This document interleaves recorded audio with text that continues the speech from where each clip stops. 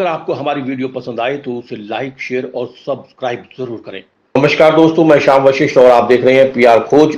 74 वर्षों के बाद भी ओबीसी अधिकारों से वंचित एसडीएम शशि वसुंधरा को प्रधानमंत्री नरेंद्र मोदी के नाम ज्ञापन सौंपा। ज्ञापन में ओबीसी की जातीय जनगणना करने की मांग की।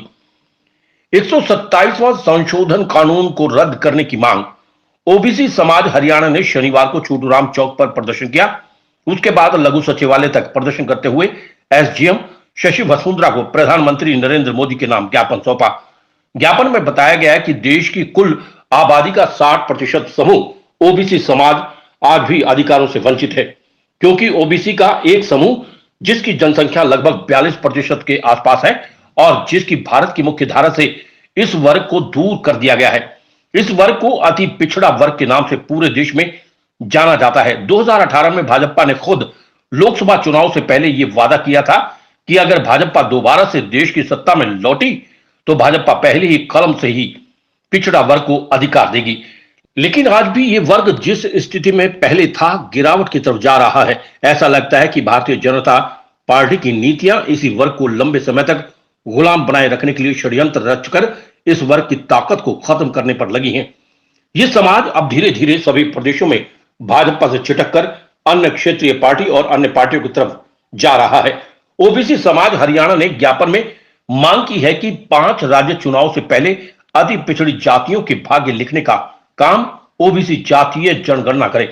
देश में हर 10 साल बाद हर वर्ग की जातीय और धार्मिक गिनती होती है, लेकिन ओबीसी की जातीय जनगणना ना होने से इस वर्ग से संबंधित शैक्षणिक, आर्थिक, राजनीतिक, सामाजिक स्थिति के आंकड़े होने के कारण इन वर्गों की समस्याओं के समाधान नहीं निकल पाता। देश में पशु, भेड़, बकरी, सुअर और यहां तक कि हिजड़ों तक की भी गिनती होती है, लेकिन 60% ओबीसी की जातीय जनगणना न कराना किसी षड्यंत्र की बू आती है। ओबीसी समाज हरियाणा ने भारत सरकार ने 127वां संशोधन कानून बनाकर राज्य सरकारों को किसी भी जाति को ओबीसी में डालने की जो पावर दी है, उससे कमजोर पिछड़ा जातियों का भविष्य खत्म हो जाएगा।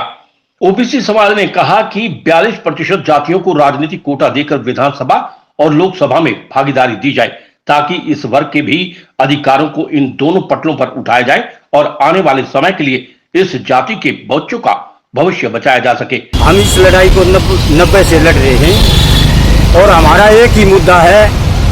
एक तो पहला मुद्दा हमारा जाति के आधार पर जनगणना हो। जब इस देश में पेड़ की, पौधे की, पशु की, पक्षी की और तो हिजड़ों की भी गिनती होती है, इस देश में 60% आबादी ओबीसी समाज की, उसकी गिनती क्यों नहीं होती? क्योंकि चंद मुट्ठी भर लोग डरे हुए हैं, उनकी सारी पोल पट्टी खुल जाएगी।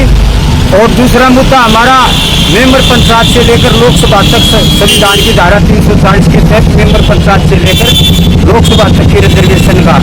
तीसरा मुद्दा हमारा जो 127वां जो संशोधन बिल पास कराया है सरकार ने और जो राज्यों के अधीन कराया है, इसमें जो ताकतवर जातियां हैं, जो किसानी जातियां हैं, वो जो कमजोर बैकवर्ड की जातियां हैं, जो भूमिहीन जातियां हैं, हाथ की दस्तकार जातियां हैं, उन जातियों को आज़ादी से लेकर आज तक न तो शासन में हिस्सा मिला, ना प्रशासन में, ना जमीन में, ना उद्योग में, ना व्यापार में, इनकी कहीं भी हिस्सेदारी नहीं है।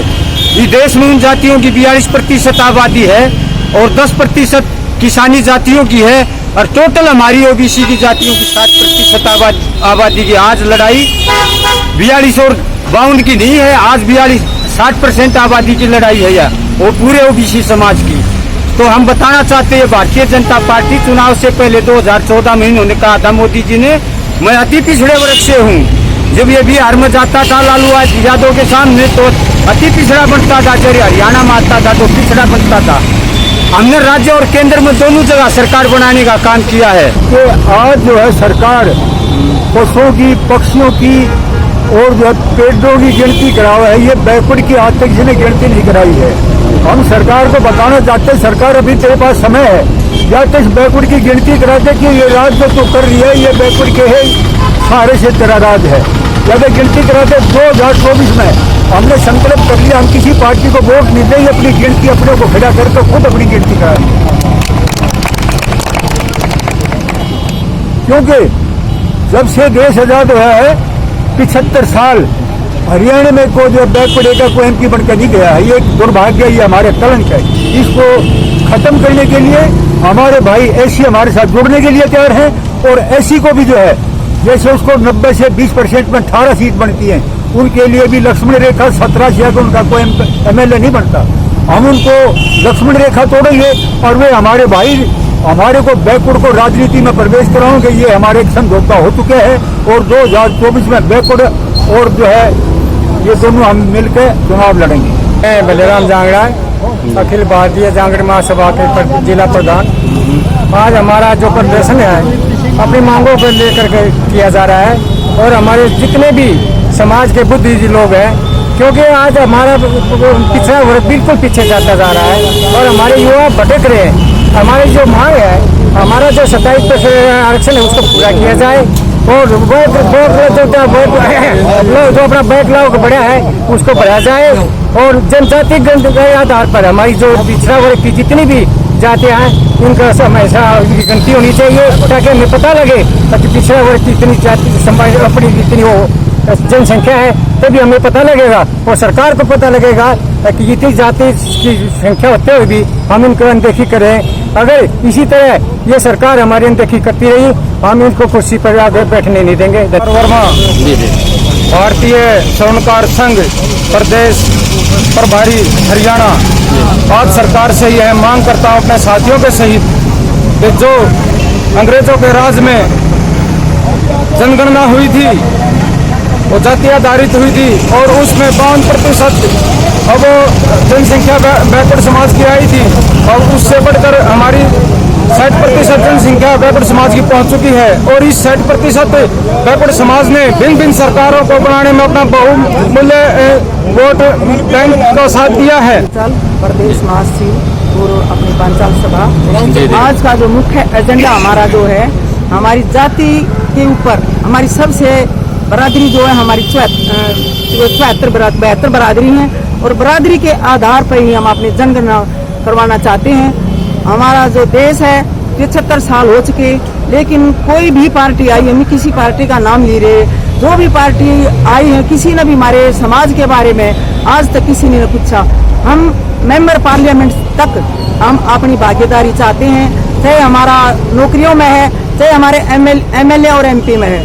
आज तक हमने हमारी किसी ने भी नहीं सोची है, तो जो कि हमारा वोट बैंक सबसे ज्यादा होते हुए भी हमारे को कुछ नहीं मिलता।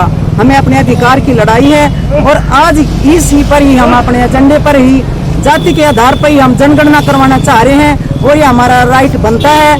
और इस जनगणना को लेकर ही हम आज यहाँ पर सुभाष चौक पर और डीसी से हम ज्ञापन को देने के लिए जा रहे हैं।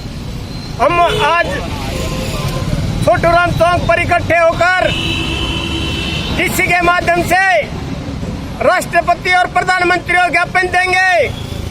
जो हमारी जनगणना है, जनगणना ओबीसी की होनी चाहिए। 1931 में जनगणना हुई थी, उसके बाद आज तक हमारी जनगणना नहीं हुई। जब तक ये जनगणना नहीं होगी तो क्या पता चलेगा कि ये कितनी जनसंख्या के लोग और कितने अधिकार और कितना इनको बजट दिया गया है। अब इसीलिए ये जनगणना करवा रहे हैं। जिस दिन ये देश की जनगणना हो जाएगी ओबीसी की, उस दिन इस ओबीसी में कोई भी और जाति शामिल नहीं होगी, क्योंकि पहले इतनी जातियां हैं, पहले इतनी जनसंख्या है, उन्हीं को कुछ नहीं मिल रहा और जातियों को क्या मिलेगा। तो इसीलिए हम ये ओबीसी की जनगणना के लिए, और हमारा जो ये क्रिमिनल है और हमारा ओबीसी का जो कोटा खाली पड़ा नौकरियों का, उसको हमारा भरा जाना चाहिए। हमारी मेंबर से लेकर पार्लियामेंट तक रिजर्वेशन होनी चाहिए, जो बाबा साहब ने हमारे संविधान के अंदर 340 की धारा के तहत हमारी ये रिजर्वेशन होनी चाहिए। हम कब तक ये ओबीसी समाज पिछड़ों को बना रहेगा। अब इसीलिए यहाँ इकट्ठे होकर आज डीसी साहब को ज्ञापन देने जा रहे हैं। पीआर खोज के लिए रणबीर रोहिला के साथ श्याम वशिष्ठ की रिपोर्ट।